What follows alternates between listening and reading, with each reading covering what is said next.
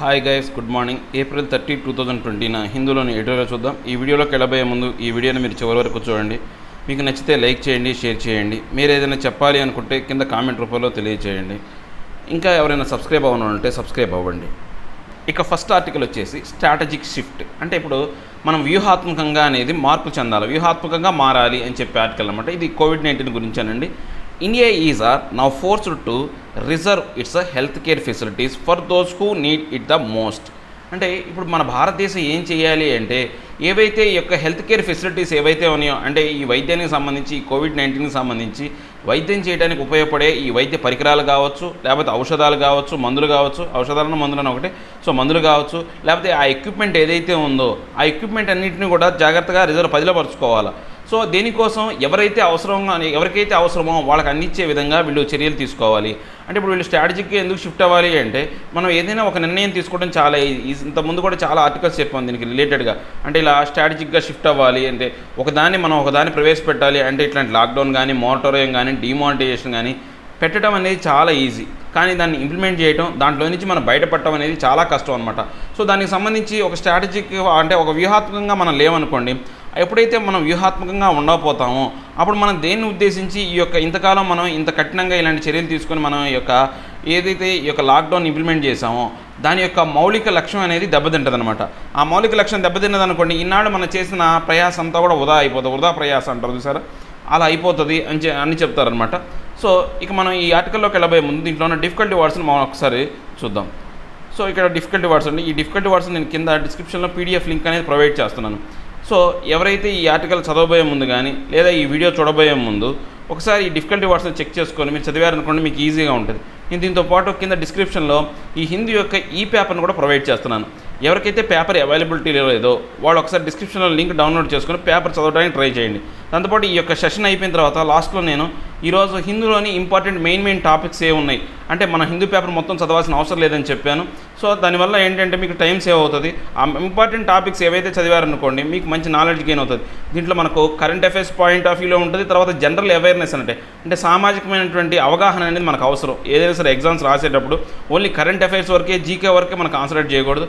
సామాజికంగా అవగాహన ఉండాలి. ఇలాంటి అవగాహన అనేది మనకి ఎప్పుడైనా పీఓ లాంటి ఎగ్జామ్స్లో ఎస్ఏలు రాయడానికి, తర్వాత మీకు ఇంటర్వ్యూ పాయింట్ ఆఫ్ వ్యూలో పీఓలో కానీ, సివిల్ సర్వీస్ అయితే మనం చెప్పలేదు. ఇంకా సివిల్ సర్వీస్ నేను సపరేట్గా చెప్పను.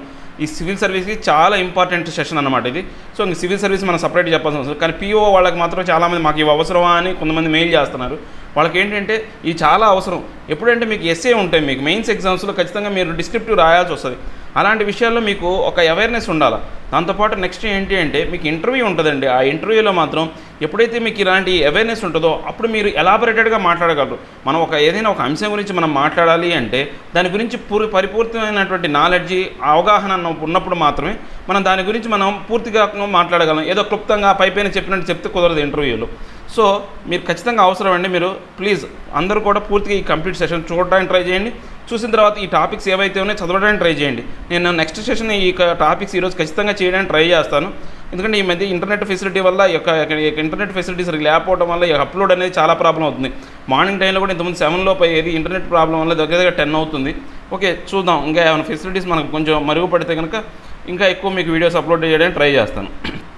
ఓకే, ఇంకా డిఫికల్టీ వర్డ్స్లోకి వెళ్తే స్ట్రాటజిక్, ప్లాన్డ్, క్యాలిక్యులేటెడ్, వ్యూహాత్మక, మేనిఫెస్టెడ్, షో, డెమాన్స్ట్రేట్, ప్రతిబింబించే, సెగ్రిగేట్, సపరేట్, ఐసోలేట్, వేరు చేయుట, ఎక్స్టింగ్విష్, డెస్ట్రాయ్, ఎండ్, అంతమొందించు, హోవర్, ఫ్లోట్, అటు ఇటు ఊగిసలాడు, ట్వీక్, అడ్జస్ట్, మోడిఫై, ఆల్టర్, సర్దుబాటు చేయు, యాన్సిడోటల్, ఇన్ఫార్మల్, అన్రివీలబుల్, అనధికారిక, డిస్ప్రపోర్షనేట్, అన్ఈవెన్, అన్ఫెయిర్, అసమాన, వనరబుల్, ఎండేంజర్, ఎట్ రిస్క్, హాని, పొటెంట్, పవర్ఫుల్, స్ట్రాంగ్, శక్తివంతమైన, ప్రుడెంట్, వైజ్, వెల్ అడ్వైజ్డ్, వివేకము, బ్రోచ్, డిస్కస్, టాక్ అబౌట్, చర్చించు, రేషనలీ, లాజిక్, రీజనింగ్, హేతుబద్ధత, కంటైన్మెంట్, కంట్రోలబుల్, లిమిటెడ్, అదుపు చేసే, స్ట్రింజెంట్, స్ట్రిక్ట్, రిజిడ్, కఠినమైన.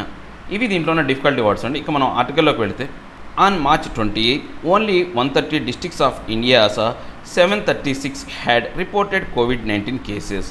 అంటే మనకు మార్చి 28వ తారీఖున ఓన్లీ మన యొక్క భారతదేశంలో 130 జిల్లాలు, తర్వాత 736 కోవిడ్-19 కేసులు అనేవి మాత్రమే ఉన్నాయి. మార్చి 28వ తారీఖు లెక్కలు అనమాట. The health ministry strategy then after the national lockdown was to ensure state supervision of those who manifested symptoms as well as their high risk contents and who had a travel history.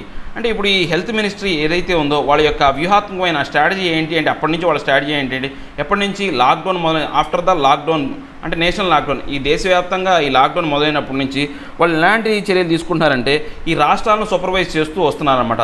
దాంతోపాటు ఎవరైతే ఈ యొక్క manifested symptoms అంటే manifested symptoms అంటే ఆ symptoms ఎవరికైతే కనపడుతున్నాయో, ఆ వ్యాధి లక్షణాలకు ఎవరికైతే కనపడుతున్నాయో, మేనిఫెస్టెడ్ అంటే ఏంటంటే ప్రతిబింబించడం లేకపోతే కనపడటం అనమాట. ఎవరికైతే కనపడుతున్నాయో అలాంటి వాళ్ళందరూ, దాంతోపాటు ఎవరైతే హై రిస్క్ కంటెంట్స్ అంటే వాళ్ళతో పాటు ఎవరైతే ఆ సిమ్టమ్స్ కనపడిన వాళ్ళే కాకుండా వాళ్ళకి దగ్గరలో ఉన్న వ్యక్తులు ఎవరైతే ఉన్నారో హై రిస్క్ అంటే వాళ్ళకి అంటడానికి అవకాశం ఉన్న వాళ్ళ భార్య పిల్లలు కానీ ఆ కుటుంబ సభ్యులు ఎవరైతే ఉన్నారో వాళ్ళందరినీ ట్రేస్ అవుట్ చేసి, తర్వాత ఎవరికైనా ట్రావెల్ హిస్టరీ ఉందేమో, వాళ్ళలో ఎవరికైనా ట్రావెల్ హిస్టరీ ఉందనే కనుక్కోవడమే ఈ యొక్క హెల్త్ మినిస్ట్రీ యొక్క ముఖ్య పని అనమాట ఈ మధ్యకాలంలో.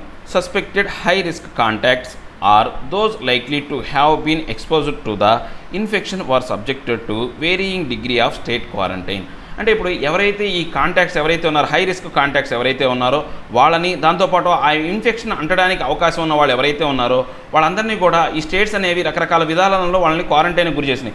కొంతమంది హాస్పిటల్లో క్వారంటైన్ చేస్తే, కొంతమందిని గృహ నిర్బంధం, అలా వేరియింగ్ అనమాట. To varying degree of quarantine, state of quarantine, రకరకాల విధానాలుగా వాళ్ళు ఆ క్వారంటైన్కి గురి చేశారు, నిర్బంధానికి గురి చేశారనమాట. Those not showing signs of disease or mild infections were put in care centres and those are noticeably sicker in hospitals. ఎవరికైతే అసలు ఎటువంటి సిమ్టమ్స్ లేవో, లేకపోతే మైల్డ్ అంటే మేనిఫెస్టేషన్ అంటే కొన్ని చిన్నటువంటి ఏదైతే సిమ్టమ్స్ కనపడినాయో అలాంటి వాళ్ళందరినీ కూడా కేర్ సెంటర్స్లో పెట్టారు.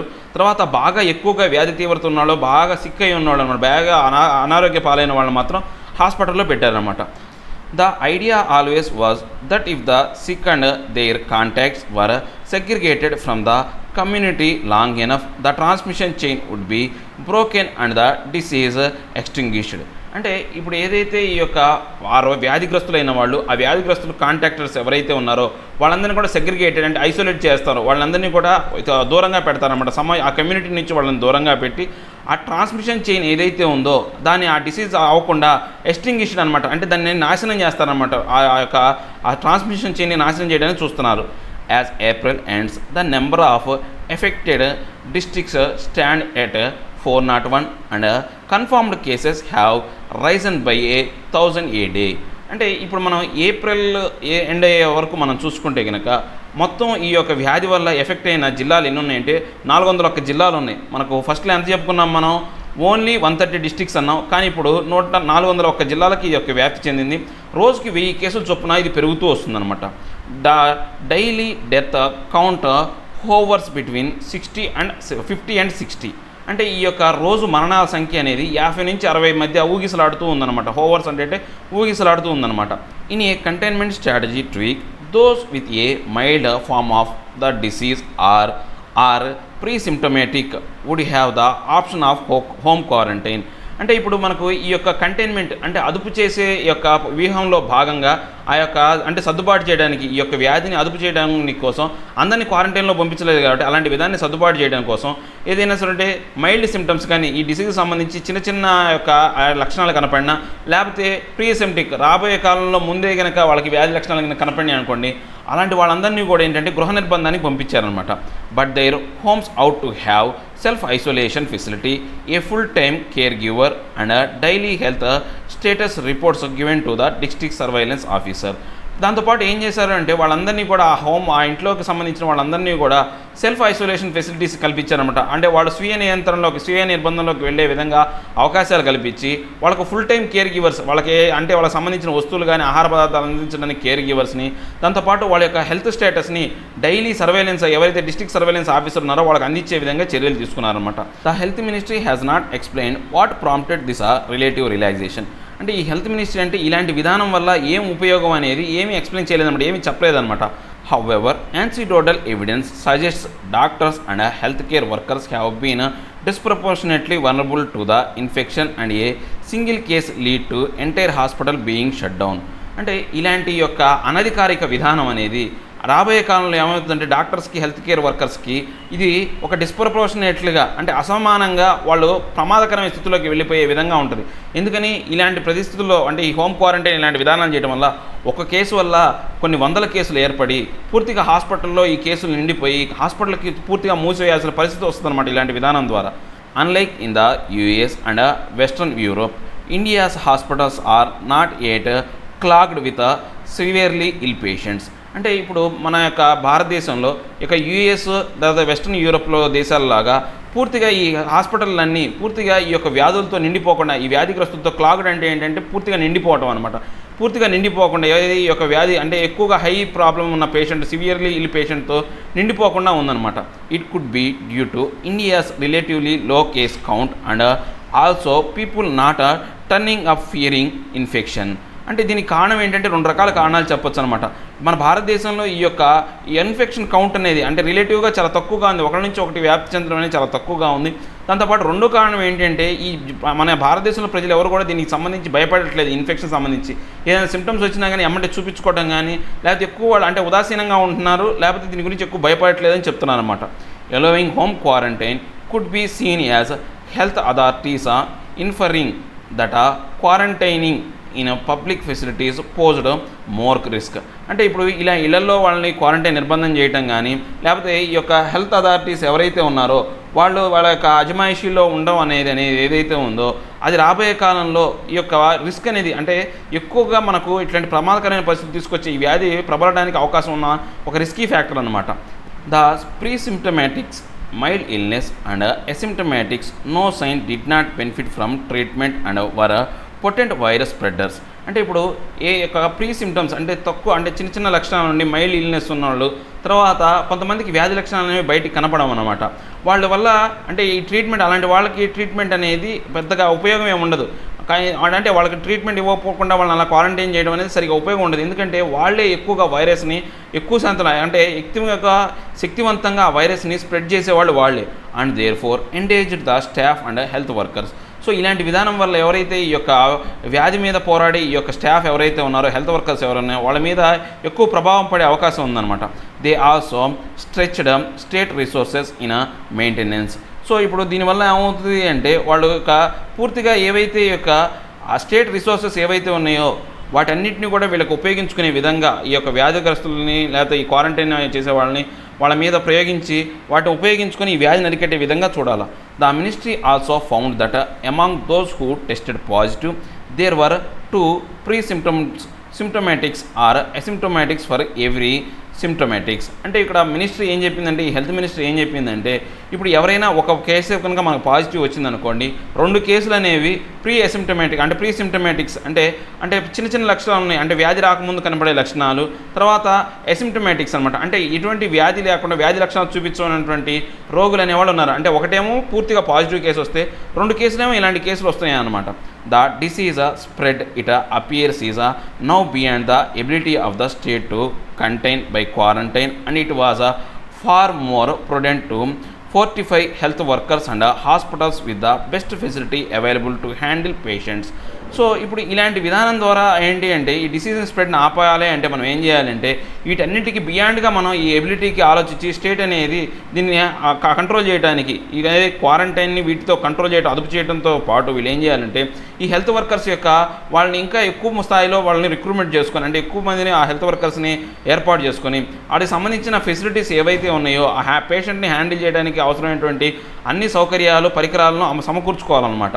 Officially there is no community transmission in India, but at this magnitude of cases it does not practically matter. అంటే ఇప్పుడు మన భారతదేశంలో అఫీషియల్గా ఈ కమ్యూనిటీ ట్రాన్స్ఫర్ అనేది లేదు. అంటే ఒక సమాజంలో సంఘంలో ఈ కమ్యూనిటీ అంటే ఒక సంఘానికి సంబంధించిన వాళ్ళు అంటే ఒకే చోట ఉన్న వాళ్ళకు ఒక గుంపుగా ఉన్న వాళ్ళలో ఈ వ్యాధి అనేది ట్రాన్స్మిషన్ జరగట్లేదు అనమాట. కానీ ఇప్పుడు ఈ కేసులు పెరుగుతున్న విధానం చూస్తే అది మనం అంటే ప్రాక్టికల్గా మ్యాటర్ కాదు, ఇప్పుడు అది పెద్దగా గుర్తించాల్సిన మ్యాటర్ కాదు. ఎందుకని అలాంటి యొక్క వ్యాప్తి లేనప్పుడు కూడా ఈ వ్యాధి అనేది బాగా వ్యాప్తి చెందుతుందన్నమాట. Gujarat, Maharashtra, Madhya Pradesh and Delhi are powering the spread of cases, and only consistent declines here can breach discussion on the end of the pandemic. అంటే ఇప్పుడు గుజరాత్లో కానీ, మహారాష్ట్రలో కానీ, మధ్యప్రదేశ్, ఢిల్లీలో ఇదంతా కూడా ఈ వ్యాధి అనేది ఎక్కువ సంఖ్యలో అంటే ఎక్కువగా బాగా పెరిగిపోతుందన్నమాట. సో ఇప్పుడు మనం దీని యొక్క అంటే ఈ యొక్క డిక్లైన్, ఈ వ్యాధి యొక్క ప్రభావం ఎప్పుడైతే తగ్గుతుందో అప్పటి వరకు కూడా ఈ యొక్క దీని అంశాన్ని గురించి మనం దీన్ని చర్చించడానికి వీలైనంత విధంగా ఆ వ్యాప్తి అనేది బాగా ఎక్కువగా ఉందన్నమాట. From A month ago India on paper is equipped with a better supply channels of personal protective equipment, infusion pumps for oxygen, hospital beds, laboratories for testing and PCR kits. అంటే ఇప్పుడు మనం ఒక నెల క్రితం నుంచి మనం చూసుకుంటే మన భారతదేశంలో ఈ అఫీషియల్స్ కావచ్చు, లేకపోతే పేపర్లలో కూడా ఏంటంటే మనకు ఈ వ్యాధికి సంబంధించినటువంటి ఈ ఎక్విప్మెంట్కి సంబంధించిన సప్లై ఛానల్స్ అనేవి వాటి గురించి ఎక్కువగా రాస్తున్నారనమాట. అంటే పర్సనల్ ప్రొటెక్షన్ ఎక్విప్మెంట్ కానీ, ఇన్ఫ్యూజన్ పంప్స్ అంటే ఈ వెంటిలేటర్స్ కానీ, తర్వాత హాస్పిటల్ బెడ్స్ కానీ, ల్యాబొరేటరీస్ కానీ, తర్వాత ఈ యొక్క టెస్టింగ్కి సంబంధించినటువంటి PCR కిట్లు కానీ, ఇవన్నీ కూడా మన భారతదేశం అనేది ఈ యొక్క సప్లై ఛానల్స్ ద్వారా దిగుమతి చేసుకుంటుందని చెప్తున్నారనమాట. If the lockdown is lifted on May 3rd, the rationale behind the government's containment strategy will be put to a stringent test. అంటే ఇప్పుడు మే 3వ తారీఖున కనుక ఈ లాక్డౌన్ ఎత్తివేస్తే ఇక భారతదేశ ప్రభుత్వం ఏదైతే ఉందో ఈ వ్యాధిని అదుపు చేయడానికి తీసుకుంటున్నటువంటి వ్యూహాత్మకమైనటువంటి ఏదైతే నిర్ణయాలు కానీ, లేకపోతే వీటి ఏవైతే ఉన్నాయో వాటికి కఠినమైన పరీక్ష అనేది ఏర్పడుతుంది అనమాట. అంటే ఇప్పుడు మన భారతదేశం అనేది ఈ కాలంలో ఈ ఎక్విప్మెంట్లన్నీ బాగా దిగుమతి చేసుకుందనుకోండి, దిగుమతి చేసుకుంటే ఈ యొక్క రాబోయే సిచ్యువేషన్ని ఈజీగా హ్యాండిల్ చేయొచ్చు. ఒకవేళ హ్యాండిల్ చేయలేదు అంటే వీళ్ళు మన భారతదేశానికి సరిపోయేటువంటి ఈ యొక్క హెల్త్ ఎక్విప్మెంట్ వీళ్ళు ప్రొవైడ్ చేయలేక వీళ్ళు సరైనటువంటి వ్యూహాత్మకంగా వ్యవహరించలేదని చెప్పొచ్చు అనమాట. నెక్స్ట్ అండి, ఈ యొక్క ఒకసారి అందరూ చాలామంది ఏంటంటే మీరు ఒకసారి ఈ యొక్క గ్రామర్ పాయింట్స్ ఎక్స్ప్లెయిన్ చేయండి. మీరు ఈ ఆర్టికల్ చెప్పేటప్పుడు ఆ గ్రామర్ పాయింట్స్ ఎక్స్ప్లెయిన్ చేయమని చాలామంది మెయిల్ చేస్తున్నారు. ఇంకా ఎక్కువ మొత్తంలో ఏంటంటే ఇంకా టైం తగ్గించండి. మరీ 20 మినిట్స్ కన్నా ఎక్కువ చెప్తున్నారు, దగ్గర 30 మినిట్స్ దాటిపోతుంది, అలా అవద్దు, మాకు బ్రీఫ్గా చెప్పమండి అని కొంతమంది అడుగుతున్నారు. సో బ్రీఫ్గా చెప్పమని వాళ్ళు ఎక్కువ మంది అడుగుతున్నారు. కానీ బ్రీఫ్గా చెప్పడం అనేది మాత్రం కుదరదండి. ఎందుకంటే బ్రీఫ్గా చెప్తే ఏం ఉపయోగం ఉండదండి. మీరు ఒక జస్ట్ కాన్సెప్ట్ తెలుస్తుంది అంతే. సో మీరు మళ్ళీ దాని కాన్సెప్ట్ని మీరు ఇన్ డీటెయిల్గా రాయాలన్నా, లేకపోతే ఇంగ్లీష్ అనేది మీకు బాగా డెవలప్ అవ్వాలన్నా కానీ మీరు ఇలా పూర్తిగా ఎలాబొరేట్ ఎక్స్ప్లెనేషనే మీకు మంచిది. దాంతోపాటు మీరు ఖచ్చితంగా పేపర్ చదివినప్పుడు మీరు గ్రామర్ కావాలని ఎవరైతే ఇబ్బంది పడుతున్నారో వాళ్ళకి ఈజీగా ఉంటుంది అనమాట. ఒకసారి నేను చెప్పిన తర్వాత మీరు చదువుతున్నారు అనుకోండి, మీకు ఈజీగా ఫైండ్ అవుట్ చేయగలరు. ఆ సెంటెన్స్ మీనింగ్ అనేది అలవాటు అవుతుంది. సో దాన్ని మీరు ఒక నెల రోజులు 2 నెలలు హ్యాబిచ్యుయేట్ చేసుకున్నాను అనుకోండి, ఆ తర్వాత మీరు ఎప్పుడైనా పేపర్ని ఈ యొక్క అంటే వీడియో యొక్క అవసరం లేకుండా ఒకసారి ట్రై చేశారనుకోండి, మీకు ఈజీగా అర్థమైపోతుంది. సో అప్పుడు ఆ తర్వాత మీరు వీడియో చూడకపోవచ్చు, మీ ఇష్టం, అది అవసరం లేదు. వీడియో చూస్తే ఏంటంటే మీకు ఇంకేమైనా ఎలాబొరేట్ డిస్కషన్లో ఏంటంటే కొంచెం మంచి పాయింట్స్ అనేవి మనకు వస్తుంది అనమాట. అంటే మీ యొక్క నాలెడ్జే కాకుండా నా పాయింట్ ఆఫ్ వ్యూలో నా వర్షన్లో కూడా నేను ఎక్స్ప్లెయిన్ చేస్తాను కాబట్టి మీరు తప్పు రైట్ అనే దాన్ని నిర్ధారించుకోవచ్చు అనమాట. సో అలా ఉపయోగపడుతుంది. సో మీరు ఏం చేయాలంటే ఖచ్చితంగా ఈ వీడియో చూసిన తర్వాత మళ్ళీ పేపర్ని మీరు చదివారనుకోండి, ఈజీగా ఉంటుంది. ఒకసారి ఈ యొక్క ఎస్ఏ వరకు మనం ఒక ఫస్ట్ పేరా వరకు నేను గ్రామర్ అనేది తయారు చేశాను. అంటే ఎలా ఈ సెంటెన్స్ అనేది మనం ఎలా అర్థం చేసుకోవాలనే అంశం గురించి ఈ యొక్క స్ట్రాటజిక్ షిఫ్ట్ అనే దానికి సంబంధించి నేను ఒకసారి ఈ గ్రామర్ చెప్తాను, మీరు చూడండి. ఫస్ట్ పేపర్ వరకు అంటే ఫస్ట్ పేరాగ్రాఫ్ వరకే చెప్తున్నాను అనమాట. ఇక మనం ఈ యొక్క స్ట్రాటజిక్ షిఫ్ట్ అంటే మనం చెప్పుకున్నాం కదా, వ్యూహాత్మకమైనటువంటి మార్పు అనమాట. అంటే మార్పు అంటే మనం వేరే షిఫ్ట్ అవటం అనమాట, మార్పు చెందటం అనమాట.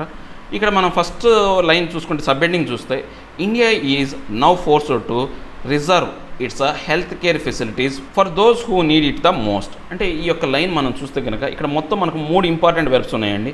ఇక్కడ ఫోర్స్డ్ అది ఒక వెర్బ్, రిజర్వ్డ్, నెక్స్ట్ నీడ్, ఈ 3 ఇంపార్టెంట్ వెర్బ్స్ అనమాట. నేను ఈ యొక్క సెంటెన్స్ని 3 రకాలుగా విడగొట్టాను. Subject, verb, object. మనకు ఏదైనా కానీ ఒక సెంటెన్స్లో ఈ 3 ఉంటాయి అనమాట. దాని ప్రకారం నేను విడగొట్టాను. సో ఇక్కడ ఏంటంటే India is now forced to అనేది ఒక సబ్జెక్ట్, అది ఫోర్స్డ్ టు అనే వరకు ఒక సబ్జెక్ట్ అనమాట. ఇక్కడ రిజర్వ్ అనేది ఏంటి అంటే ఆబ్జెక్ట్ను రిజర్వ్ చేసుకోవటం, వాళ్ళు దాచిపెట్టుకోవటం. It's health care facilities for those who need it the most. అంటే ఇక్కడ ఏంటి, India is now forced to అంటే ఏంటి, మొత్తం మనం సబ్జెక్ట్ అనుకున్నాం కానీ దాంట్లో మళ్ళీ ఈ సబ్జెక్టులోనే మనకు ఒక వెర్బ్ ఉంది, ఫోర్స్డ్ అనే ఒక వెర్బ్ ఉంది. అంటే భారతదేశం మొత్తం కూడా అంటే ఫోర్స్ చేయబడింది, అంటే బలవంతంగా చేస్తున్నారు. అంటే బలంగా చేస్తున్నారు. దేనికి సంబంధించి రిజర్వ్ చేసుకోవాలి, వేటిని రిజర్వ్ చేసుకోవాలా, ఇక్కడ ఏంటి ఇండియా ఫోర్స్గా ఉంది. దేనికి సంబంధించి యొక్క ఏదైతే హెల్త్ ఫెసిలిటీస్ కానీ ఈ ఎక్విప్మెంట్ అనేది దాన్ని రిజర్వ్ చేసుకోవాలి. ఎవరి కోసం రిజర్వ్ చేసుకోవాలా, ఎవరైతే అవసరంలో ఉన్నారో వాళ్ళకి అందించడం కోసం. అర్థమైందా? సో ఈ యొక్క సెంటెన్స్ మనం ఇలా చూడాలి, India is now forced to అంటే India is now forced to అంటే దీన్ని భారతదేశాన్ని ఒత్తిడి చేస్తున్నారు. దేనికోసం ఒత్తిడి చేస్తున్నారు, ఈ యొక్క హెల్త్ ఎక్విప్మెంట్ ఏదైతే ఉందో దానికోసం ఏం చేయాలో దాన్ని రిజర్వ్ చేసుకోవాలి, దాచిపెట్టుకోవాలి. ఇది ఈ సెంటెన్స్ని ఇలా స్ప్లిట్ చేసి చదివినప్పుడు మనకి ఈజీగా అర్థమవుతుంది.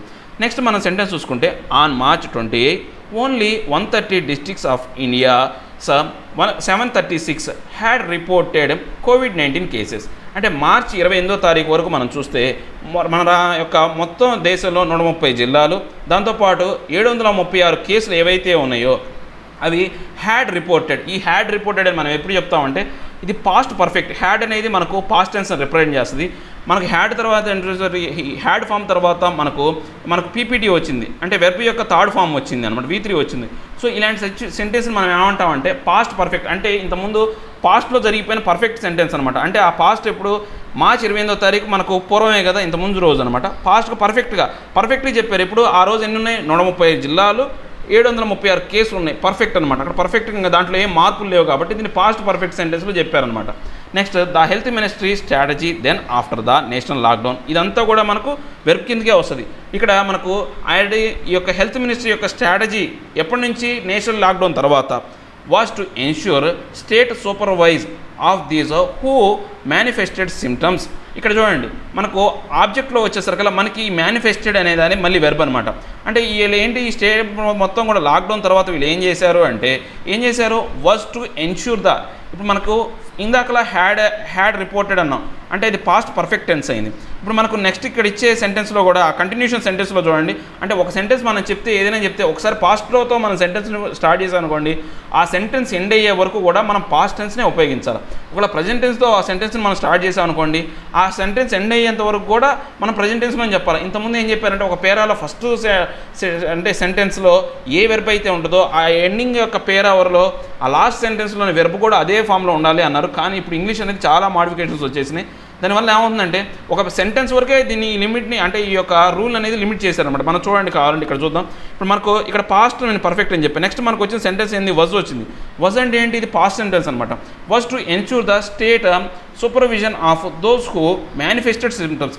అంటే సిమ్టమ్స్ కలిగి ఉన్నాడు. మనం ఆల్రెడీ మనం గ్రామటికల్ క్లాసెస్ మీరు చాలామంది చూసారో లేదో నాకు తెలియదు, కానీ ఆ గ్రామటికల్ క్లాసెస్లో మనం కొన్ని సెంటెన్స్లు చెప్పాము, అంటే కొన్ని వెర్బ్స్ గురించి చెప్పామన్నమాట. ఆ వెర్బ్స్లో ఏంటి అంటే కొన్ని వెర్బ్స్ అనేవి ఎటువంటి సబ్జెక్టుగా లేకుండా కానీ సబ్జెక్ట్ కానీ ఆబ్జెక్ట్ లేకుండా ఓన్లీ సబ్జెక్టు వెర్బ్ కానీ లేదా ఆబ్జెక్ట్ వెర్బ్ కానీ రూపంతో మనం కొన్ని వెర్బ్స్ అనేవి చెప్పామన్నమాట. ఇక్కడ మేనిఫెస్టెడ్ సిమ్టమ్స్ అనేది కూడా అంతే. అంటే ఏవైతే లక్షణాలు కలిగి ఉన్న వాళ్ళ కోసం ఈ యొక్క నేషనల్ లాక్డౌన్ అనేది చేశారనమాట. As well as their high risk contents and who had a travel history. అంటే ఈ లాక్డౌన్ అనేది దేనికి సంబంధించి ఈ యొక్క పూర్తి పరిస్థితులు ఎలా చేశారు అంటే ఎవరైతే ఈ యొక్క మేనిఫెస్టెడ్ సిమ్టమ్స్, అంటే సిమ్టమ్స్ కలిగి ఉన్నవాళ్ళు, తర్వాత ఆ సిమ్టమ్స్తో హై రిస్క్ కాంటాక్ట్స్ ఎవరైతే ఉన్నారో వాళ్ళకి, దాంతోపాటు ఏంటి ట్రావెల్ హిస్టరీ కలిగి ఉన్న వాళ్ళకి సంబంధించి చెప్పారనమాట ఇదంతా కూడా. Next suspected high risk contacts of those likely to have been. Next చూడండి, ఇక్కడ మనకు హ్యావ్ బీన్ వచ్చింది. మనకు హ్యావ్ అనేది హ్యావ్ ఫామ్ అది. సో హ్యావ్ బీన్ వచ్చింది, V3 ఫామ్ వచ్చింది, కానీ హ్యావ్ బీన్ ఎక్స్పోజ్డ్. అంటే ఇక్కడ హ్యావ్ బీన్ అనేది మనకు వచ్చేసరికి దీన్ని మనం ప్రజెంట్ పర్ఫెక్ట్ అని చెప్పొచ్చు. ప్రజెంట్లో జరుగుతున్న పర్ఫెక్ట్ అంటే suspected high risk contents are those likely to have been exposed to the infection. ఇది కూడా మనం ఇందాక చెప్పుకున్నాం కదా, ఒక వెర్బ్కి ఎటువంటి సబ్జెక్ట్ కానీ ఆబ్జెక్ట్ కానీ ఎక్స్పోజ్డ్ టు ద ఇన్ఫెక్షన్ అంటే ఎవరైతే ఆ ఇన్ఫెక్షన్కి ప్రభావితులయ్యారో అనేది ఇక్కడ ఆబ్జెక్ట్ అనమాట. సో ఇక్కడ ఏంటి, suspected to high risk contents are those likely to have been అనేది మనకు వెర్బ్ కిందకి వస్తే ఎక్స్పోజ్డ్ టు ద ఇన్ఫెక్షన్, ఆ ఎక్స్పోజ్డ్ టు ద ఇన్ఫెక్షన్ అనేది ఆబ్జెక్ట్, దాంట్లో మనకు ఒక వెర్బ్ అనేది ఇంక్లూడ్ అయ్యి ఉందన్నమాట. మళ్ళీ మనం నెక్స్ట్ అదే సెంటెన్స్ మనం చూస్తే కనుక ఆ ముందు సెంటెన్స్కి ఇది ఆబ్జెక్ట్ అయింది, కానీ ఈ సెంటెన్స్కి మాత్రం ఇదే ప్రెజెంట్ అంటే ఏమైంది, ఇది నెక్స్ట్ సెంటెన్స్కి ఏమైంది, ప్రెజెంట్ అయిందనమాట. Were subjected to worrying degrees of state quarantine. అంటే ఇంకా ఇంతకుముందు కూడా ఎవరైతే ఇన్ఫెక్షన్ ఇంతకుముందు ఉన్న వాళ్ళు ఎవరైతే ఉన్నారో were subjected to varying the states of. Next were subjected to varying degree of state quarantine. అంటే ఆల్రెడీ ఎవరైతే ఈ యొక్క వ్యాధి బారిన పడ్డారో వాళ్ళందరినీ కూడా రకరకాలుగా రాష్ట్రాలకు సంబంధించి అంటే వాళ్ళ యొక్క విధానాన్ని బట్టి వాళ్ళకున్న పరిస్థితులను బట్టి వాళ్ళని క్వారంటైన్ నిర్బంధానికి గురి చేశారు. అంటే కొంతమందిని ఎలాగా గృహ నిర్బంధానికి, కొంతమందిని హాస్పిటల్లో, అలా టూ వేరియింగ్ అన్నాడు. మనకు 2+ ఎప్పుడు కూడా V1 రావాలని చెప్తాం, కానీ కొన్ని సిచ్యువేషన్స్లో 2+ V+ ఇంగ్ వస్తుంది. వేరియింగ్ అనేది రాకూడదు. మామూలు చెప్పేటప్పుడు ఏంటంటే చాలా వరకు మనకు ఈ యొక్క కాంపిటేటివ్ ఎగ్జామ్స్లో సంబంధించినటువంటి ఈ బ్యాంకింగ్ ఇన్స్టిట్యూట్స్ అన్నీ కూడా వాళ్ళ ఇంగ్లీష్ గ్రామర్ చెప్పేటప్పుడు 2 తర్వాత ఎప్పుడు కూడా V1 రావాలి, అది మస్ట్, అది రూల్ అని చెప్తారు. కానీ కొన్ని సిచ్యువేషన్లో కూడా ఈ 2 తర్వాత V+ ఇంగ్ ఫామ్ అనేది వస్తుంది అనమాట. ఇక్కడ వేరీ అనేది రావాలి, కానీ వేరియింగ్ అని వచ్చింది. సో ఇది కూడా ఈ యొక్క ప్రయోగం కూడా కరెక్టే. కానీ మనకు ఈ 2కు కొన్ని లిమిటేషన్స్ ఉన్నాయన్నమాట. 2 తర్వాత అసలు యాక్చువల్ రూల్ అయితే 2 తర్వాత ఎప్పుడు కూడా మనకు వెర్బ్ యొక్క ఫస్ట్ ఫామ్ మాత్రమే రావాలి. కానీ ఇక్కడ చూడండి మనకు 2 తర్వాత V+ ఇంగ్ ఫామ్ వచ్చింది, అంటే V1+ ఇంగ్ ఫామ్ వచ్చింది. సో ఇలాంటి సిచ్యువేషన్లో మాత్రం మనం చేస్తాం. అంటే ఎవరైతే ఈ యొక్క వేరియింగ్ డిగ్రీ ఆఫ్ అంటే రకరకాలుగా మార్పులు, అంటే వాళ్ళని క్వారంటైన్ చేయడంలో రకరకాల విధానాలు అనుసరిస్తున్నారన్నమాట. Those are not showing signs of the disease or mild infections. అంటే ఎవరికైతే సరిగా వ్యాధి లక్షణాలు సరిగా కనపడట్లేదో లేదా మైల్డ్ మేనిఫెస్టేషన్స్, అంటే తక్కువగా వ్యాధి లక్షణాలు కనపడిన వాళ్ళకి మాత్రమే ఇలాంటివి చూపిస్తాను అనమాట. ఇప్పుడు నెక్స్ట్ ఇది ఆబ్జెక్ట్ అయింది, ఇక్కడ సబ్జెక్ట్ అయింది. ఇది తర్వాత were put in care centres and those are noticeably sickers in the hospitals. వాళ్ళందరినీ కూడా, ఎవరికైతే ఈ తక్కువ లక్షణాలు అన్నీ ఉన్న వాళ్ళందరినీ కూడా ఎక్కడ పెడుతున్నారు? కేర్ సెంటర్స్లో పెడుతున్నారు. నెక్స్ట్ మిగతా వాళ్ళందరినీ కూడా ఎక్కడ పెడుతున్నారు? నోటిసబుల్లీ సిక్కర్స్, బాగా ఎక్కువగా వ్యాధిగ్రస్తులైన వాళ్ళని ఎక్కడ పెడుతున్నారు? హాస్పిటల్స్లో పెడుతున్నారు. ఇది ఈ యొక్క సెంటెన్స్ మొత్తం మనం ఇలా చదివితే మనకి ఈజీగా అర్థమవుతుంది అనమాట. The idea always was that if the sick and their contacts were segregated from the community along enough. ఇక్కడ మనకు the idea always was that if the sick and their contacts, అంటే ఇప్పుడు ఏంటి ఈ ఐడియా ఏంటి? ఎప్పుడు కూడా ఈ ఐడియా ఎలా ఉంటుంది అంటే, ఎవరైతే ఈ యొక్క వ్యాధిగ్రస్తులు అయి ఉన్నారో తర్వాత వాళ్ళ యొక్క కాంటాక్ట్స్ ఎవరైతే ఉన్నారో, ఈ సెంటెన్స్లో చూడండి ది ఐడియా ఆల్వేస్ అనేది ఒక మనకు ఇక్కడ ఏమవుతుంది అంటే మనకు సబ్జెక్ట్ అవుతుంది అనమాట. వజ్ అనేది verb, that if the sick and their contacts ఇది ఆబ్జెక్ట్ అనమాట. అంటే ఎవరైతే వ్యాధిగ్రస్తులు అయి ఉన్నారో వాళ్ళ మీద ఎప్పుడు కూడా ఎలాంటి ఆలోచన చేస్తారో అంటే వర్ సెగ్రిగేటెడ్, అంటే వాళ్ళందరినీ కూడా ఏం చేస్తారు? వాళ్ళని ఐసోలేషన్ చేస్తారు, వాళ్ళని దూరంగా పెడతారనమాట. From the community long enough, అక్కడి నుంచి ఏం చేస్తారు అంటే అక్కడ అంటే కమ్యూనిటీ నుంచి వాళ్ళని దూరంగా పెట్టడానికి ట్రై చేస్తారనమాట. The transmission chain would be broken and the disease extinguished. అంటే ఇప్పుడు ఈ ట్రాన్స్మిషన్ చైన్ ఏమవుతుంది? పూర్తిగా బ్రోక్ అవుతుంది అనమాట. ఈ ట్రాన్స్మిషన్ చైన్ అనేది ఈ సబ్జెక్ట్ మనం చూసుకుంటే, ఈ ట్రాన్స్మిషన్ చైన్ అనేది మనం సబ్జెక్ట్గా చూసుకుంటాం. వుడ్ బి బ్రోకెన్ అంటే మనకు ఇది ఫ్యూచర్ అనమాట.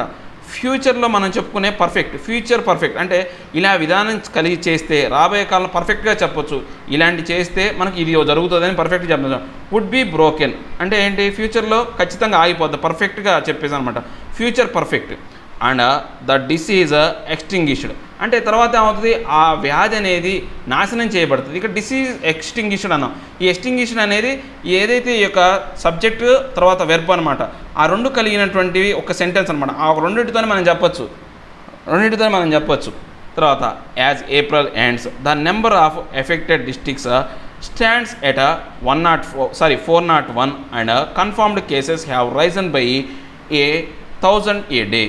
అంటే ఇప్పుడు ఈ నెక్స్ట్ మనం ఏప్రిల్ ఎండ్ అయిన దగ్గర నుంచి మనం కనుక చూస్తే ఏదైతే ద నెంబర్ ఆఫ్, అంటే ఈ ఏప్రిల్ తర్వాత రోజులు ఈ యొక్క సెంటెన్స్ యొక్క కంటిన్యూషన్ కోసం యాజ్ ఏప్రిల్ ఎండ్స్ అన్నాను. తర్వాత నెక్స్ట్ ద నెంబర్ ఆఫ్ అనేది సబ్జెక్ట్ అవుతుంది. ద నెంబర్ ఆఫ్ ఎఫెక్టెడ్ అంటే ప్రభావితమైనటువంటి జిల్లాలు ఏవైతే ఉన్నాయో అవి మొత్తం కూడా 401 జిల్లాలు. తర్వాత కన్ఫర్మ్డ్ అనేది కూడా మనకు వెర్బ్ అనమాట. కన్ఫర్మ్డ్ కేసెస్ అంటే కన్ఫర్మ్డ్ కేసెస్ కూడా ఎంత పెరిగినాయి? Have Ryzen by 1000 a day, అంటే రోజుకి ఎన్ని పెరిగినాయి?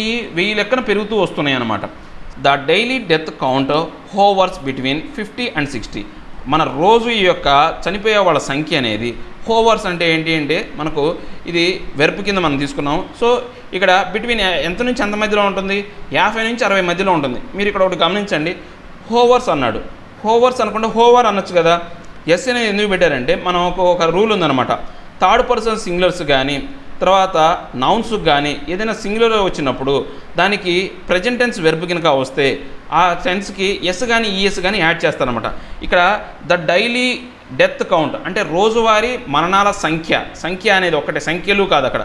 డైలీ డెత్ కౌంట్స్ అంటే రోజువారీ మరణాల సంఖ్య, అది ఏంటంటే సింగులర్ వర్డ్ కాబట్టి ఈ హోవర్కి ఎస్ అనేది యాడ్ చేశారనమాట. ఆ యొక్క ఎంత ఉంది? 50 నుంచి 60 మధ్యలో ఉంది. అంటే మనం ఇలా సబ్జెక్టు వెర్బ్ ఆబ్జెక్ట్ అనేది కనుక మనం ఇలా డివైడ్ చేసుకుంటూ చదివామంటే మనకు సెంటెన్స్ అనేది ఈజీగా అర్థమవుతుంది అనమాట.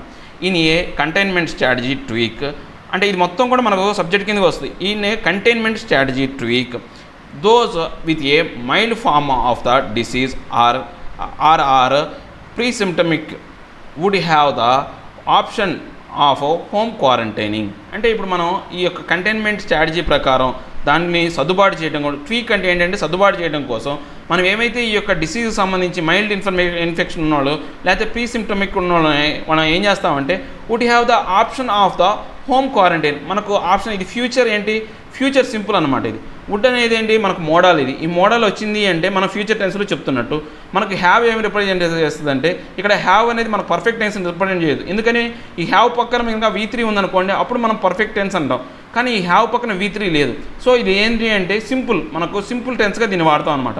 వుడ్ హ్యావ్ అంటే రాబోయే కాలంలో the option of the home quarantine. మనకున్న రాబోయే కాలంలో ఓన్లీ ఉన్న ఒక ఏకైక ఆప్షన్ ఏంటంటే వాళ్ళని గృహ నిర్బంధాన్ని గురి చేయటమే. But their homes ought to have self isolation facilities, A full time care giver and daily health status represents given to the district surveillance officers. కానీ ఇప్పుడు ఇక్కడ ఏంటి, కానీ వాళ్ళు అలా హోమ్ క్వారంటైన్ చేసినప్పటికీ కూడా వాళ్ళు ఏం చేస్తున్నారు, వాళ్ళకి ఏం చేస్తున్నారు, బట్ కానీ మనకి ఇది ఒక సెంటెన్స్ అనేది కంజంక్షన్ అనమాట. ఇది బట్ అనేది. So there homes ought to, ఆ ఇల్లు అన్నిటికీ కూడా హ్యావ్ అనేది మనకు సింపుల్, ప్రజెంట్ సింపుల్ అనమాట. హ్యావ్ సెల్ఫ్ ఐసోలేషన్ ఫెసిలిటీస్ అంటే వాళ్ళందరూ కూడా స్వీయ నియంత్రణలో ఉండడానికి సంబంధించి వాళ్ళకి ఏ ఫుల్ టైమ్ కేర్ గివర్స్, వాళ్ళకి ఏమి ఇస్తారు, ఫుల్ టైమ్ కేర్, స్వీయ నిర్బంధంలో ఉండడానికి, తర్వాత వాళ్ళకి సహాయం చేసే వాళ్ళని, తర్వాత నెక్స్ట్ ఏంటి అండ్ అనేది ఈ రెండు సెంటెన్స్లు యొక్క కలపడానికి అంటే ఈ యొక్క కంజంక్షన్గా వాడారు.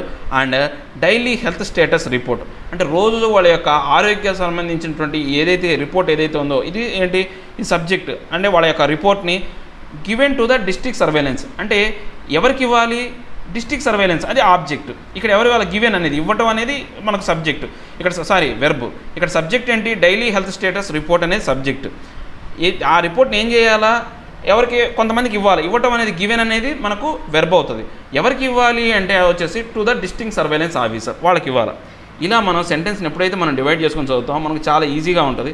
సో నేను ఒక పేరా ట్రై చేశాను, ఒక పేరా చెప్పాను మీకు.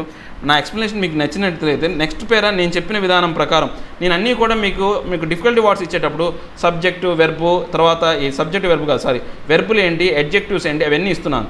ఆ అడ్జెక్టివ్లు వెర్బులు ఇచ్చినప్పుడు దాన్ని బట్టి మీరు చెప్పేయచ్చు అనమాట. అంటే దాన్ని క్లారిఫై చేయడానికి అంటే ఇంప్రూవ్ చేయడానికి మీకు ఈ సెంటెన్స్ని ఎలా మీరు ఫైండ్ అవుట్ చేయాలా, ఇంప్రూవ్ చేసుకోవడానికి అవి ఉపయోగపడతాయి. మీరు ఒకసారి చూసి ఆ లెక్క ప్రకారం మీరు ఎప్పుడైనా సరే సెంటెన్స్ మీరు డివైడ్ చేసుకుంటూ చదివారనుకోండి, దీంట్లోనే మనకు చాలా వరకు ఏంటి మనకు యాడ్జెక్టివ్స్ ఉన్నాయి. ఈ యాడ్జెక్టివ్స్ అవన్నీ కూడా చెప్పుకుంటూ పోయామనుకోండి ఇంకా మనకు 2-3 గంటల అవర్ పడుతుంది.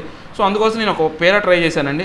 నా ఎక్స్ప్రెషన్ మీకు నచ్చిందని అనుకుంటున్నాను. నచ్చితే మీకు మీకు ఏమైనా ప్రాబ్లమ్స్ కానీ ఏమైనా నచ్చితే చెప్పండి, ఓకే బాగుందని, రేపు ఇలానే కంటిన్యూ చేస్తాను. లేదు మీకు ఏదైనా అర్థం కాలేదు, మీకు ఇలాంటి ప్రాబ్లమ్స్ ఏదైనా ఉంది అంటే నాకు మళ్ళీ మీరు కామెంట్ చేశారనుకోండి, నేను ఖచ్చితంగా దానికి సంబంధించి రేపు దీనికి సంబంధించినటువంటి ఆ యొక్క ఏదైతే ఉందో నేను చేసిన ఏదైనా లోపం కానీ తప్పు ఏదైనా ఉంటే సరిదిద్దుకుంటాను. లేదా మీకు అర్థం కాలేదనుకోండి, నా యొక్క చెప్పిన విధానం బాగాలేకపోతే నా విధానాన్ని మార్చుకుంటాను అనమాట.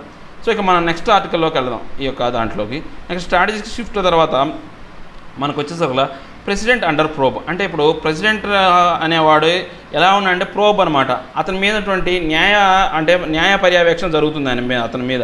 అంటే అతనికి ఎంతవరకు ఆ యొక్క తప్పు చేశాడు అనే దాని గురించి సమగ్రమైనటువంటి పరిశీలన జరుగుతుంది. ప్రోబ్ అంటే పరిశోధన జరుగుతుందన్నమాట. ఎవరు ఆ ప్రెసిడెంట్ ఏంటో చూద్దాం. ఇది యాక్చువల్గా బ్రెజిల్ ప్రెసిడెంట్ సంబంధించినటువంటి బోల్సోనారో గురించి. మనం యాక్చువల్గా ఈ యొక్క వేరే దేశాలకు సంబంధించిన ఆర్టికల్స్ అనేవి చాలా చెప్పాం. ఇంతకుముందు కూడా మనకు సౌత్ కొరియా ఎలక్షన్స్ గురించి కొన్ని ఆర్టికల్స్ అలాంటివి చెప్పలేదు, కానీ శ్రీలంక వాటి మీద వచ్చిన ఆర్టికల్ చెప్పాం. ఎందుకు ఇలాంటివి చెప్పామంటే శ్రీలంక అనేది మన పొరుగు దేశం. సో మనకు దాంతో రిలేషన్షిప్ ఉంటుంది. సో దాని యొక్క ఏవైనటువంటి స్ట్రాటజీస్ అనేవి మన భారతదేశం మీద ఆధారపడి ఉంటుంది. సో అలాంటి ఆర్టికల్ చెప్పుకోవాలి. మన యొక్క బార్డర్ స్టేట్స్ అన్నీ కూడా గురించి మనం చెప్పాలి. కానీ ఎస్పెషల్లీ బ్రెజిల్ గురించి ఎందుకు చెప్పుకుంటున్నామంటే ఈ బ్రెజిల్ అనేది మనకు బ్రిక్స్ దేశంలో ఒక పార్ట్ అనమాట. సో ఈ బ్రిక్స్ దేశంలో పార్ట్ కాబట్టి ఈ బ్రిక్స్లో ఈ యొక్క ప్రపంచంలోకెల్లా ఈ బ్రిక్స్ అనేది ఒక మంచి ఒక కూటమి అనమాట. సో దీనికి చాలా వాల్యూ ఉంది. దాంతోపాటు ఈ యొక్క ప్రెసిడెన్షియల్ విధానం అనేది ఎలా ఉందో కూడా ఈ యొక్క ఆర్టికల్లో మనకు తెలుస్తుంది. అంటే అలాంటి రాజకీయ పరిస్థితులు అనేవి మనకు ఇంటర్నేషనల్ అఫైర్స్గానే ఉపయోగపడుతుంది. తర్వాత మన యొక్క పాలిటీ పరంగా అంటే పరిపాలనా విధానం ప్రకారం రాజకీయ పరంగా చూసుకుంటే అంటే పాలిటీ కూడా మనకు అర్థమవుతుంది అనమాట. దాంతోపాటు పబ్లిక్ అడ్మినిస్ట్రేషన్ ఎలా ఉంది ఇతర దేశాల్లో అంటే పబ్లిక్ అడ్మినిస్ట్రేషన్ కూడా మనకు తెలుస్తుంది అనమాట ఇలాంటి ఆర్టికల్స్ వల్ల. ఒకసారి చూద్దాం. అంటే ఇక్కడ ఎక్స్పెషల్ ఎందుకు చెప్పుకున్నాం అంటే ఇది బ్రిక్స్లో భాగం కాబట్టి మనం చెప్పుకున్నాం, అది మాత్రం గుర్తించండి. Bolsonaro faces a political setback as Brazil struggles with the economic and health crisis. ఇక్కడ మనకు బోల్సోనారో అనే వ్యక్తి ఎవరైతే ఉన్నాడో ఆయన ఏం ఫేస్ చేస్తున్నాడు అంటే ఇప్పుడు ఎదురుదెబ్బ తగిలింది. ఆయనకు ఎదురుదెబ్బను ఫేస్ చేస్తున్నాడు. ఎలాంటి టైంలో బ్రెజిల్ అనేది ఆర్థికంగాను తర్వాత ఆరోగ్యపరమైనటువంటి సంక్షోభంలో ఉన్నప్పుడు ఆయనకి రాజకీయపరమైనటువంటి ఎదురు దెబ్బ తగిలిందనమాట. ఆయన ఫేస్ అంటే ఎదురు దెబ్బ తగిలిందని చెప్తున్నాను అనమాట. ఇక్కడ చూడండి, Bolsonaro faces a political setback. Faces అంటే ఆయన యొక్క అది వెర్బ్, మనకి ఇక్కడ బోల్సోనారో అనేవాడు subject, faces a political setback. Political setback అనేది మనం చూస్తే కనుక అది ఆబ్జెక్ట్ అవుతుంది. అంటే ఆయన ఏంటి, రాజకీయపరమైనటువంటి ఎదురు దెబ్బను చవి చూస్తున్నాడు. ఫేసెస్ అంటే ఇప్పుడు మనకు చూడండి, ఫేసెస్ అంటే FACES అనేది, ఎస్ అనేది ఎందుకు వచ్చింది మనం ఇందాక చెప్పుకున్నాం కదా రూల్ ప్రకారం. థర్డ్ పర్సనల్ సింగులర్ కానీ తర్వాత నౌన్స్ కానీ వచ్చినప్పుడు ఈ యొక్క వెర్బ్ అనేది కనుక అంటే ప్రజెంట్ టెన్స్లో ఉంటే ఆ వెర్బ్కి ఎస్ కానీ ఈఎస్ కానీ యాడ్ అవుతుందనే రూల్ ప్రకారం ఇక్కడ ఫేసెస్ అనేది వచ్చింది. ఇప్పుడు యాజ్ అంటే యాజ్ అనేది ఈ సెంటెన్స్ యొక్క దీని మొత్తాన్ని మనకు కలిపి ఒక కంజంక్షన్ అనమాట. రెండు సెంటెన్స్ని కలపడానికి ఉపయోగించే కంజంక్షన్ యాజ్ అనేది ఉపయోగించాం. అంటే ఒకే వర్డ్ని మనం రకరకాలుగా వాడుకోవచ్చు. As Brazil struggles with economic and health crisis. Brazil అనేది ఎలా ఉంది ఇప్పుడు, స్ట్రగుల్స్ ఇది ఇక్కడ సబ్జెక్ట్. మళ్ళీ బ్రెజిల్ అనేది ఒక నౌను, స్ట్రగుల్ అనేది ఈ యొక్క ప్రజెంట్ టెన్స్ యొక్క V1 అనమాట. సో ప్రజెంట్ టెన్స్ యొక్క ప్రజెంట్ సింపుల్ ఇది ప్రజెంట్ టెన్స్లో ఉన్నటువంటి V1, ఈ ప్రజెంట్ టెన్స్ యొక్క V1 ఇది. సో అందువల్ల ఏమైంది, ఎస్ అనేది యాడ్ అయింది. యాక్చువల్గా స్ట్రగుల్ అని చెప్పొచ్చు, కానీ ఎందుకు ఎస్ చేశారు, ఎస్ అనేది పెట్టారు, బ్రెజిల్ అనేది నౌన్ కాబట్టి దానికి ఎస్ అనేది యాడ్ అయింది. With economic and health crisis. Brazil ఎలాంటి సమస్యల్లో ఉంది, ఆర్థికపరమైన మరియు తర్వాత ఆరోగ్యపరమైనటువంటి సమస్యల్లో ఉందన్నమాట. అలాంటి టైంలో ఆయనకి ఎదురు దెబ్బ తగిలిందని చెప్పారు. ఇది ఇలా మీరు ఎప్పుడైనా సరే మన సబ్జెక్టు వెర్బో ఆబ్జెక్ట్ని మీరు కనుక డివైడ్ చేసుకొని చదివితే మీకు ఈజీగా ఈ న్యూస్ పేపర్ చదవడం అనేది మీకు అసలు టిప్స్ మీద ఈజీగా చదివేయగలరు అనమాట. ఓకే, మనం ఇక ఈ ఆర్టికల్లోకి వెళ్ళబోయే ముందు దీంట్లో ఉన్న డిఫికల్టీ వర్డ్స్ మనం ఒకసారి చూద్దామండి. సెట్ బ్యాక్, ప్రాబ్లము, డిఫికల్టీ, ఎదురు దెబ్బ, శాక్, రిమూవ్, డిస్మిస్, తొలగింపు, హాంట్, హంట్, చేజ్, వేటాడు, ప్రోబ్, ఎగ్జామిన్, ఇన్వెస్టిగేషన్, పరిశోధన, సమగ్ర పరిశీలన, డిస్మినేషన్, స్ప్రెడ్డింగ్, సర్క్యులేషను, వ్యాప్తి, ఇన్సెసెంట్, సీజ్లెస్, అన్ఈజీయింగ్, ఆగని, కొల్యూడ్, కాన్స్పైర్, ఇంట్రూగ్, కుట్ర. ఇవి దీంట్లో ఉన్న డిఫికల్టీ వర్డ్స్ అండి. ఇక మనం ఆర్టికల్లోకి వెళితే, Brazilian president Jair Bolsonaro's decision to sack the country's federal police chief has a come back to haunt him. అంటే ఈ బ్రెజిల్ ప్రెసిడెంట్ అయినటువంటి జైర్ బోల్సోనారో అనే అతను ఆయన యొక్క నిర్ణయం తీసుకున్నాడు అనమాట. ఆ యొక్క దేశం యొక్క ఫెడరల్ పోలీస్ చీఫ్ అయినటువంటి అతన్ని ఏం చేశాడంటే ఆయన్ని పదవిలోంచి తొలగించాడు అనమాట. శాక్ అంటే ఏంటంటే ఆయన పదవిలోంచి తొలగించడం అనమాట. తొలగింపు చేయడం అనేది ఆ విధానం అనేది ఇప్పుడు అతన్ని వేటాడుతుందన్నమాట. Back to haunt him. Haunt అంటే ఏంటంటే వేటాడడం అనమాట. First Sergio Moro, one time Bolsonaro ally and justice minister, announced his resignation in a press conference accusing the leader of trying to interfere in the federal police. అంటే ఇప్పుడు ఈ యొక్క first ఎవరంటే దీని గురించి చెప్పింది అంటే సెర్గియో మోరో అనే అతను. అంటే అతను బోల్సోనారోకి ఒకప్పుడు వన్ టైం అంటే అందులో ఒక భాగమైనటువంటి ఈ యొక్క ప్రభుత్వాన్ని నిలబెట్టడానికి సంబంధించినటువంటి ఒక భాగమైనటువంటి ఆయనకు ఎల్ఐ అనమాట. అంటే ఆయన ఆ ప్రభుత్వంలో కలిసి ఉన్న పనిచేసే వ్యక్తి అనమాట. అతను జస్టిస్ మినిస్టర్ కూడా, అంటే న్యాయపరమైనటువంటి అంశానికి సంబంధించిన ఆ యొక్క మంత్రి కూడా. ఈయన ఏం చేశాడంటే ఆయన ఒక ప్రెస్ మీట్ కాన్ఫరెన్స్ పెట్టి ఆయన రిజిగ్నేషన్ అనౌన్స్ చేశాడు. ఎందుకు ఆయన రిజిగ్నేట్ చేస్తున్నాడంటే ఆయన అక్యూజింగ్ అంటే ఆయన ఈ బోల్సోనారోని ఆయన అక్యూజ్ చేస్తూ ఆయన నిందితుడిగా చెప్తూ ఇతను ఫెడరల్ పోలీసింగ్ వ్యవస్థలోకి కలగజేసుకుంటున్నాడు, అందుకే ఈయన యొక్క విధానం నాకు నచ్చలేదు కాబట్టి నేను ఈ యొక్క పదవికి రాజీనామా చేస్తున్నానని చెప్పేసి ఆయన చెప్పాడనమాట.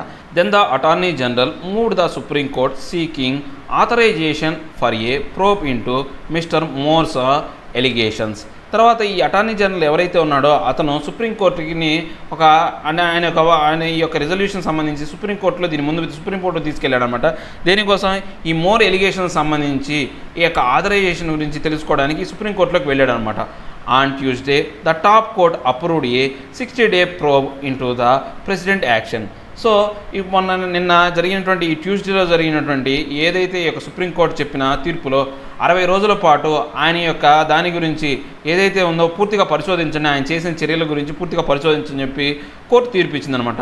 The police were reportedly investigating 2 of the president's sons, both public officials, over alleged fake news, dissemination, corruption and mafia group ties.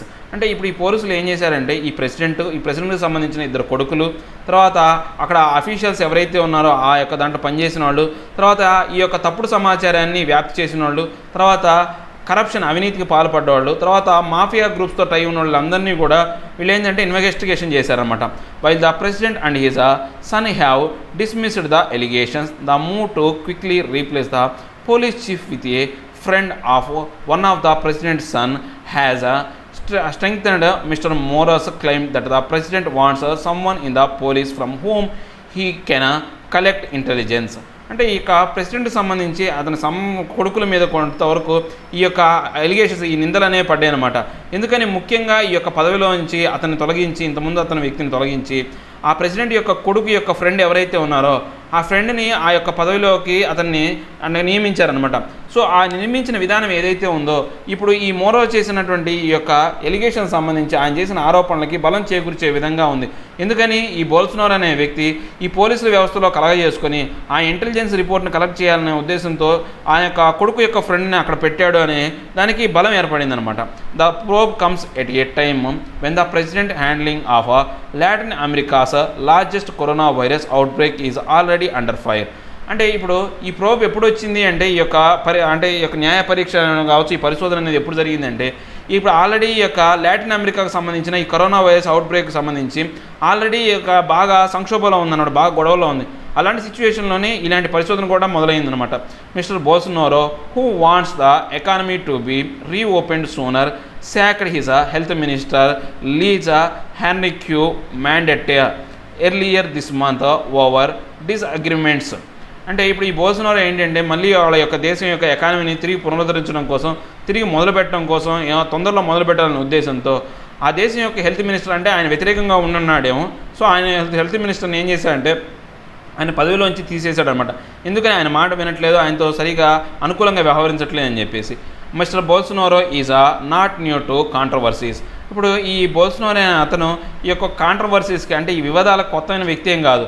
From his incented attacks on political rivals, activists, economic, environmental and sexual minorities to the controversial handing of the Amazon fires he has triggered a sharp criticism. అంటే ఇప్పుడు ఆయన ఏం చేస్తాడంటే ఎప్పుడు కూడా ఈ యొక్క ఆగకుండా అంటే ఇన్సెన్స్ అంటే ఏంటంటే ఒక ఆగకుండా ఎప్పుడు కూడా ఈ పొలిటికల్ రైవల్ మీద అటాక్ చేస్తూనే ఉంటాడు. తర్వాత ఆ యాక్టివిస్టులు ఎవరైతే ఉన్నారో ఆ సామాజిక కార్యకర్తల మీద, తర్వాత ఎన్విరాన్మెంటలిస్టుల మీద, తర్వాత సెక్సువల్గా మైనారిటీస్ అంటే సెక్సువల్గా బాధపడుతున్నటువంటి చిన్నారుల మీద ఈయన ఎప్పుడు కూడా కాంట్రవర్షియల్గా వాళ్ళ మీద దాడి చేస్తూనే ఉంటాడు. దాంతోపాటు ఇక అమెజాన్ ఫైర్స్ అనే దానికి సంబంధించి అంటే ఆ యొక్క అమెజాన్ అనే ఆ యొక్క అరణ్యం అనేది పూర్తిగా తగలబడినప్పుడు ఆయన చేసినటువంటి కాంట్రవర్షియల్ స్టేట్మెంట్లు కావచ్చు, తర్వాత దానికి సంబంధించి ఆయన ఎంతవరకు క్రిటిసిజం అనమాట విమర్శలకు గురయ్యాడు అనమాట. But this time he is perhaps facing is biggest crisis as president. కానీ ఈసారి మాత్రం ఈయన ఎప్పుడూ ఎదుర్కోనంత పెద్ద సంక్షోభం ఒక ప్రెసిడెంట్గా ఎదుర్కొంటున్నాడు అనమాట.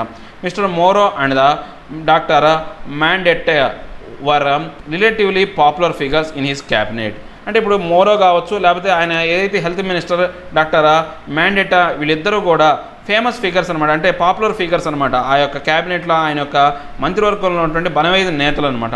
The alliance with the mister Moro a former judge had been particularly strong.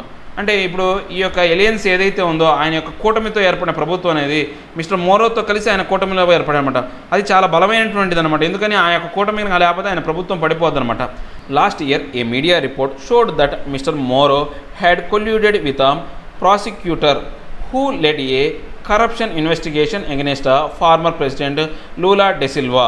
అంటే ఇప్పుడు ఈ యొక్క మిస్టర్ మోరో ఎవరైతే ఉన్నారో ఆయన ఈ యొక్క లాస్ట్ టైం ఒక మీడియా రిపోర్ట్ ప్రకారం ఏం చెప్తున్నారంటే ఈ మిస్టర్ మోరో అనే వ్యక్తి ఈ ప్రాసిక్యూటర్ ఎవరైతే ఉన్నారో ఈ న్యాయానికి సంబంధించినటువంటి ఆ లాయర్ ఎవరైతే ఉన్నారో అతనితో కలిసి కుట్ర చేసి ఏదైతే ఈ కరప్షన్ ఇన్వాల్వ్ అయ్యి ఉన్నాడో అంటే ఇంతకుముందు ప్రెసిడెంట్ అయినటువంటి లూలా డా సిల్వా అనే అతను కరప్షన్ కిల్లో అంటే ఆయన అవినీతికి పాల్పడినట్టు అంశానికి సంబంధించి వాళ్లకు ఆయన ఆ యొక్క నిజాన్ని బయటపెట్టడం కోసం ఆయన ప్రాసిక్యూటర్తో కుట్ర చేసి ఆయన బయటపడేశాడు, అంటే ఆయన యొక్క తప్పుడు విధానాన్ని బయటపెట్టాడు అనమాట.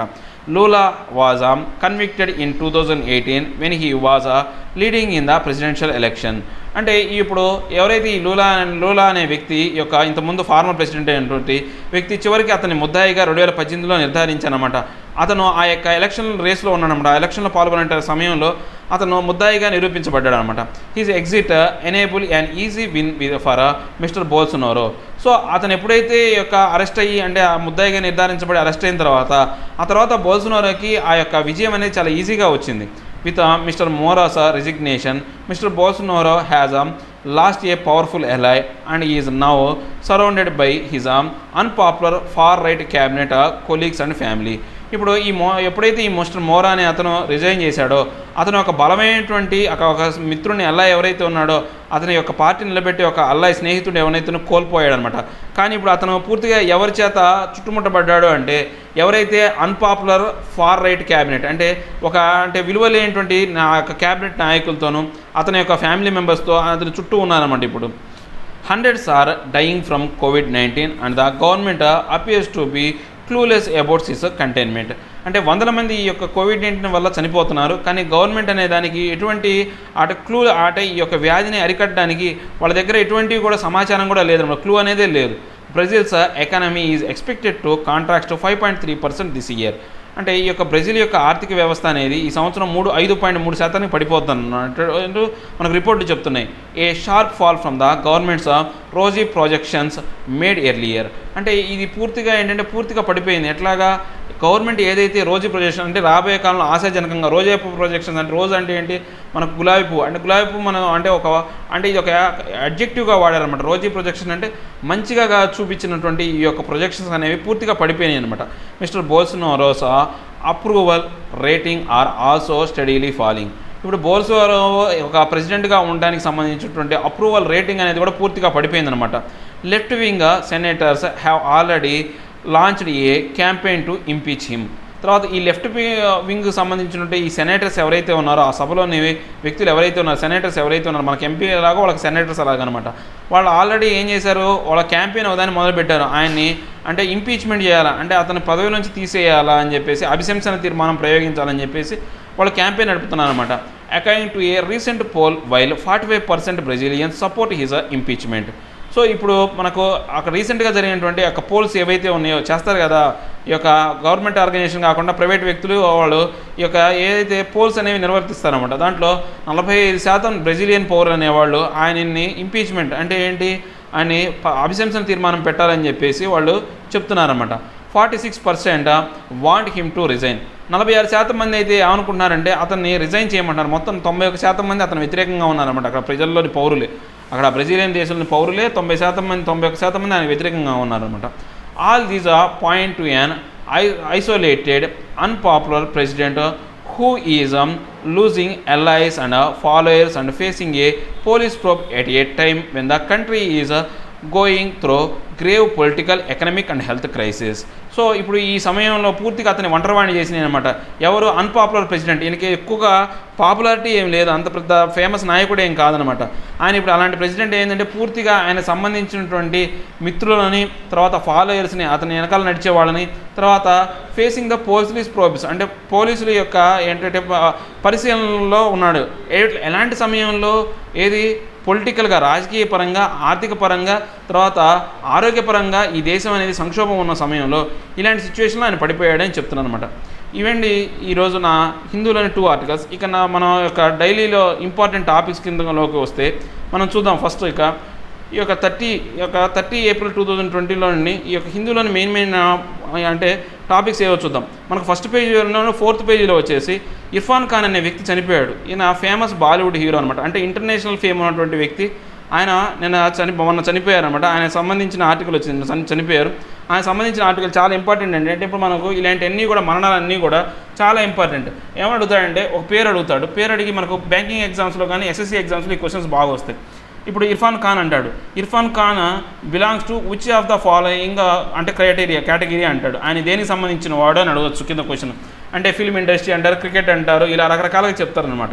సో 4-5 ఆప్షన్లు ఉంటే మనం కరెక్ట్ సెలెక్ట్ చేసుకోవాలి. సో ఎవరైనా ఒక ఫేమస్ పర్సన్ చనిపోయాడు అంటే అతను ఏ రంగానికి చెందినవాడు అనేది తెలుసుకోవాలి. అది ఇంపార్టెంట్ టాపిక్ అంటే ఒకసారి చదవండి. నెక్స్ట్ వచ్చేసి 3-tier system to prevent forest fire, ఇది ఎన్వైరన్మెంట్కి సంబంధించింది అనమాట. అంటే ఎప్పుడైనటువంటి ఈ యొక్క ఎండాకాలం పూట ఏమవుతుందంటే అరణ్యాలు అనేవి కూడా పూర్తిగా దగ్ధమవుతూ ఉంటాయి, తగలబడిపోతూ ఉంటాయి.